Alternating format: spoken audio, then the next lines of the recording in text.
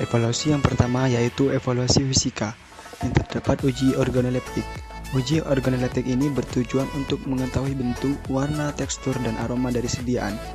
Dengan metode pengamatan bentuk dan warna dilakukan secara visual terhadap sediaan, dan pengamatan bau dilakukan dengan mencium aroma apakah sediaan sesuai dengan pengaroma yang diinginkan. Parameter ini salep berbentuk semi solid, berwarna putih, bertekstur halus, dan bau khas yang diinginkan. Selanjutnya ada uji homogenitas. Yang uji ini bertujuan untuk mengetahui zat aktif dan zat eksplisien tercampur sehingga menghasilkan sediaan salep yang homogen.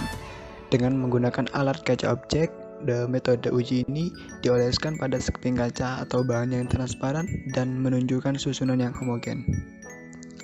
Parameter uji ini menunjukkan bahan-bahan yang digunakan tercampur merata dan tidak terlihat butiran kasar atau menggumpal.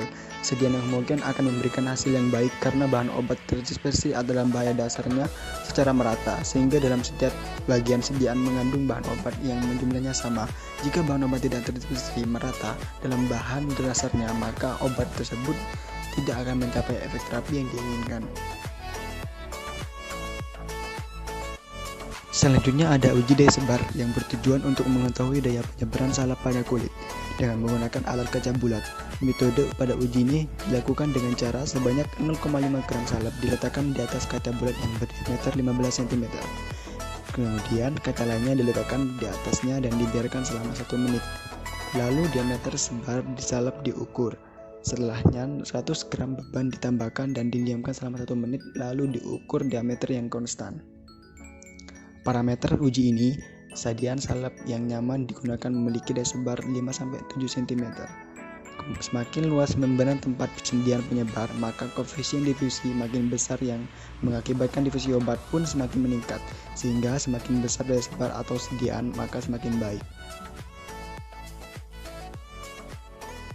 Baik, berikutnya ada uji dekat yang bertujuan untuk mengetahui waktu salep untuk melekat di kulit dengan menggunakan alat glass object. Metode pada uji ini dilakukan dengan cara sebanyak 0,25 gram salep diletakkan di atas gelas objek yang telah ditentukan luasnya. Kemudian gelas objek yang lain diletakkan di atas salep tersebut. Setelah itu ditambahkan beban 1 kg selama 5 menit pada gelas objek dan dipasang pada alat tes. Beban seberat 80 gram dilepaskan, dicatat waktunya hingga kedua gelas objek tersebut terlepas. Percobaan ini diulangi sebanyak 5 kali. Parameter pada uji ini yaitu syarat uji daya lekat yang baik tidak kurang dari 4 detik. Selanjutnya ada uji protektif yang bertujuan untuk melihat seberapa tahankah sediaan salep kita untuk menangkal basah. Metode pada uji ini dilakukan dengan membuat kotak persegi 10 x 10 cm pada kertas saring yang dibasahi oleh indikator PP. Lalu ditunggu sampai kering dan diolesi dengan sediaan salep. Sediakan juga kertas saring yang lain yang bertanda kotak 3 x 3 cm yang pinggirnya diolesi dengan vaselin padat dengan tujuan agar reaksi tidak menyebar kemana-mana sehingga memudahkan pengamatan.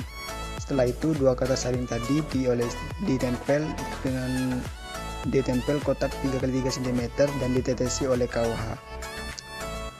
Waktu yang dibutuhkan sampai terbentuk warna merah muda dicatat, dan semakin lama terbentuknya merah muda, maka sediaan semakin memiliki tingkat proteksi yang sangat baik.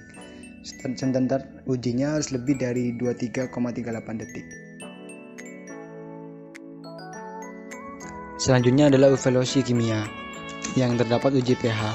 Uji pH ini bertujuan untuk mengetahui sifat salep dalam mengiritasi kulit dengan menggunakan alat pH meter.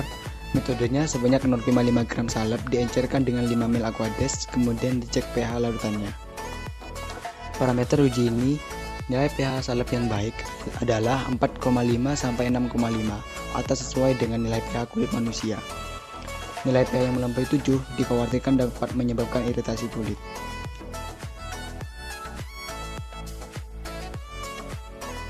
Selanjutnya adalah evaluasi biologi, uji mikroba. Uji mikroba ini bertujuan untuk mengetahui apakah sediaan mampu mencegah mikroba dan mengetahui jumlah mikroba yang dapat tumbuh pada persediaan. Dengan menggunakan alat dan bahan, alat, cawan dan inkubator, bakteri Staphylococcus aureus dan Escherichia coli, media Erythrozyben Candidase. Metode pada uji ini Pengujian dilakukan dengan menambahkan 1 ml dari tidak kurang enceran 10-3 biakan mikroba berumur 24 jam kepada enceran pertama spesimen uji dalam dapur fosfat 7,2 media fluisobenzazein. Parameter uji ini memenuhi syarat jika tidak terjadi pertumbuhan mikroba setelah inkubasi selama 14 hari. Jika dapat dipertimbangkan tidak absah, maka dapat dilakukan uji ulang dengan jumlah bahan yang sama dengan uji aslinya.